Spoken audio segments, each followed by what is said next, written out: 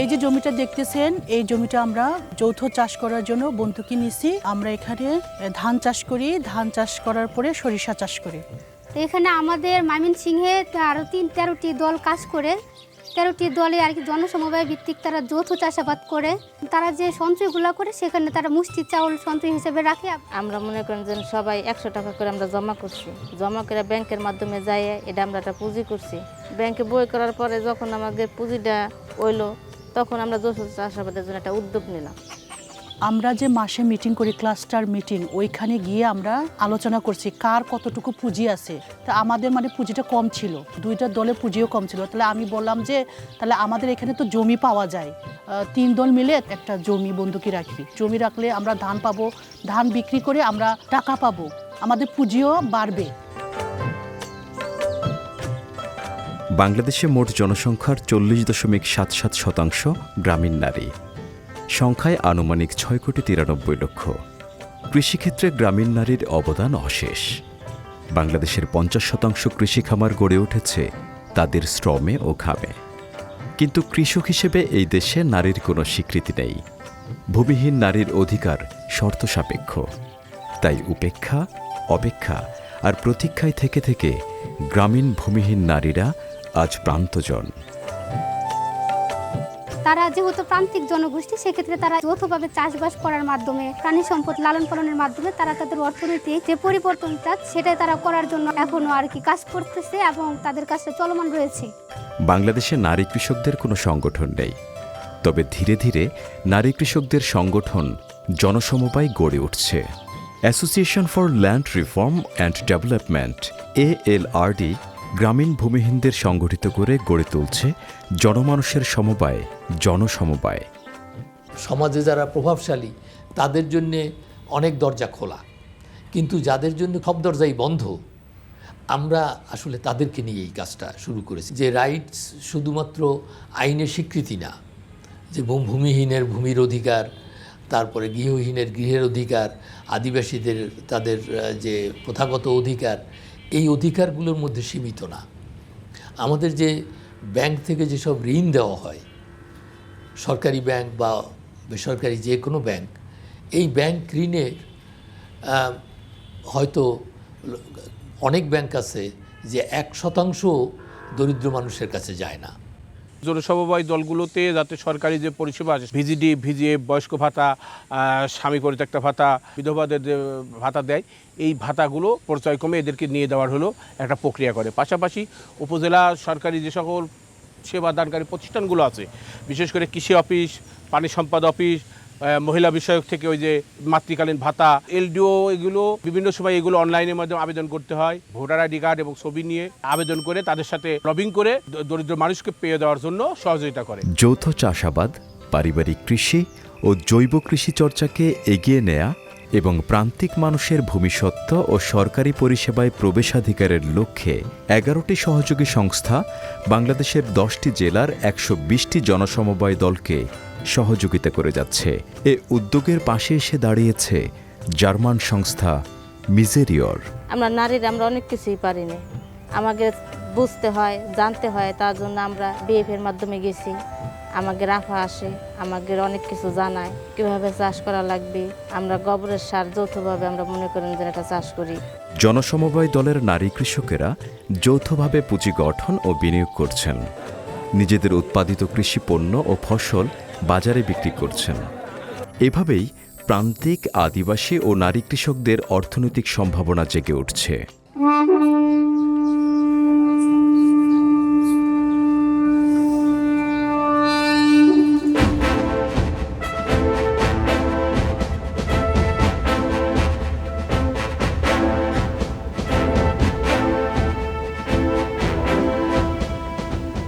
মূলত এই যে জমিটা মাঠটা, এই মাঠটা ছিল একসময় জমিদারদের, সরকার অধিগ্রহণ করার পর এটা আমরা জানি খাস জমি। কিন্তু মাঝখানে এসে কতিপয় ধনী ছিলেন এর 2-4 জন, তাদের নামে সরকারের কাছ থেকে লিজ নেয়, আর আমাদের মতো গরিব মানুষদের এরা আবার সাব লিজ দেয়। এইভাবে করতে ধর 99 সনে এসে এরা বললে যে এই জমি এখন আমাদের নামে রেকর্ড হয়ে গেছে, এই জমি আমাদের, আর কাউকে আমরা লিজও দেবো না। তখন একটা আন্দোলন হয় যে আমরা ওই সময় খাইতাম 200 টাকা দিয়ে, প্রতি বিঘায় 200 টাকা প্রতি বছরে দিতে হবে। আর পরবর্তী যায় 200 টাকা দেওয়ার পর আবার চাইলে 1 মণ করে ধান। তখন আমি অস্বীকার করলাম যে না, আমি ধান দেবো না। কারণ অনেকে বোঝানোর পর আমি রাজি না হয় আমার ধানটা ওনারা কেটে নেয়। এরকম আরও 2-4 জন, যেমন ধরল একটা গ্রাম আছে, এই গ্রাম থেকেও কিছু লোকের ধান কাটার পর তখনই সূত্রপাত হয় এই আন্দোলনের। ঘাস কাটতে আসছি, আসার পরে আমাদের মারামারি লাগছে। তো আমরা ওই ঘরামি বাড়ির বিলিমিতে একটা বাড়ির নাম আছে ঘরামি বাড়ি। আর তো ওই সাইডে ঘাস কাটাবার ঘাস মানে হাফ বস্তা হয়ে গেছে। ঘাস পিঠে পারলে দৌড় মারতেছে আর বলতে যে শালা ভূমি সাল বল যাচ্ছে মার করতে তাড়ি ধরছে আমাদের। আজকে আমার ছোট ভাই 1 মিনিট মারছে দৌড়, আমার নুরু চাচা ছিল, নুরু চাচা দৌড় মারছে। তো আমি ডেনে মিতে পা বাইতে উল্টে পড়ে গেছি। উল্টে পড়ার পর আমাকে ফার্স্টে ফালা মারে, পিঠে কোপ মারে। সেখানে জোরহাত বলছে আমি ঘুমেন না, ঘাস কাটতে আছে, আমাকে মারেন না। তারপর সে জোরহাত দেখে আমাকে কোপ দিয়ে হাত ফালা দেয়।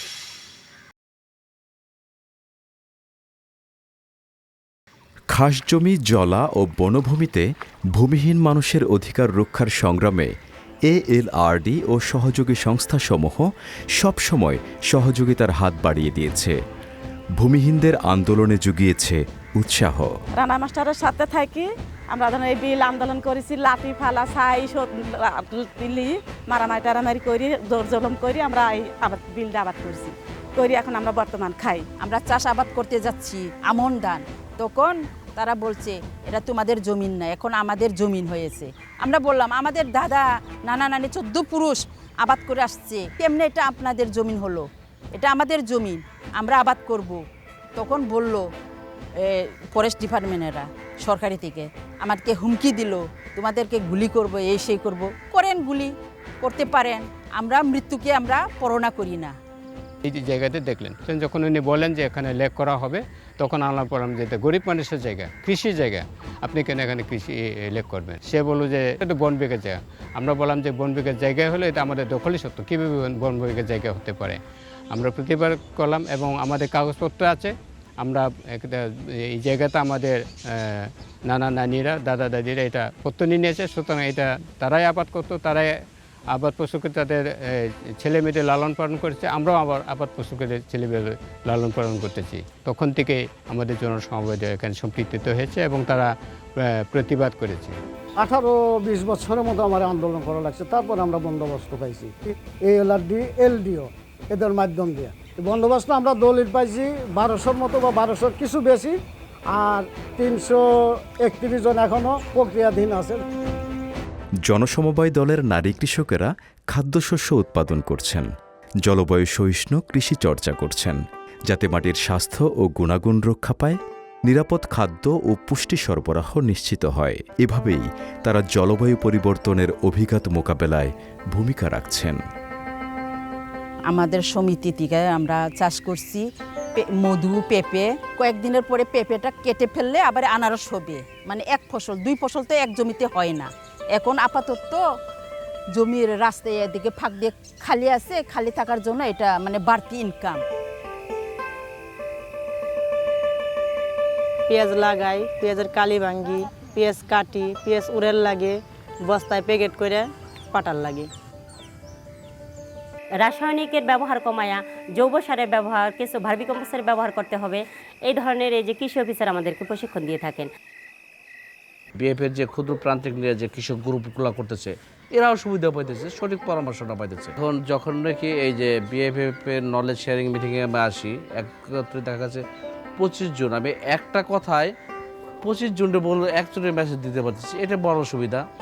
আবার ওখান থেকে কেউ যদি একটা কোনো পরামর্শ চায়, সেই পরামর্শটা 25 জনের একাত্রে শুনতে পারতেছে। বাংলাদেশের নারীর আর্থসামাজিক উন্নয়ন হলেও কমেনি নারীর প্রতি বৈষম্য। নারীর প্রতি বৈষম্যমূলক প্রথা ও চর্চা নারীর সমমর্যাদা ও অধিকার আদায়ের পথকে করছে বাধাগ্রস্ত। আমাদের প্রথম যে সময় আমরা যৌথভাবে করলাম, চকে আসা বাধা দিত, রাগ করতে চকে যাওয়া লাগবো, কে বিটিরা করা লাগবো কিসের জন্য? যেন নাকি আমরা এসব করে সবাই 21 জন বাড়ির মহিলারাই আসে, একজন তো বাধা দিলে ঠেকাইতে পারে না, দেখে যে না সবাই তো মিল আছে, করতেছে, এর জন্য বাধাটা দেয় না। আর বিনিয়োগ করতেছে 100 টাকা তো ভাঙ্গিই ফেলাইতো। তাই এটা করে যখন এখন 12-13 টাকা হয়ে গেছে, এটা টাকাটা তো ঘরে বসে জোগাড় পারতো না। আরও 20 জন হাতে যোগাযোগ করে তো এই টাকাটা জমাইছে, জমায় যদি ও ভাঙ্গুক সমস্যা নাই, এই কারণে আমাকে এখন কোনো বাধা দেয় না। আরও আমাকে হেল্প করে যে যাও এই কাজ ওরা সবাই আইসে, চলে যাও পরে এসে এটা করা যাবে না। জনসমবায় করার সুবিধা হচ্ছে এখানে নির্ভরশীলতা নেই, আছে স্বাধীনতা। এখানকার সদস্যরা প্রতিকূলতাকে সামলায় সবাই মিলে। নেই ঋণের বোঝা, আছে সঞ্চয়ের স্বস্তি। সবার সম্মতিতেই নেওয়া হয় সিদ্ধান্ত, যৌথ চাষাবাদেই আনন্দ। লাভ হলেও সবার, ক্ষতি হলেও সবার।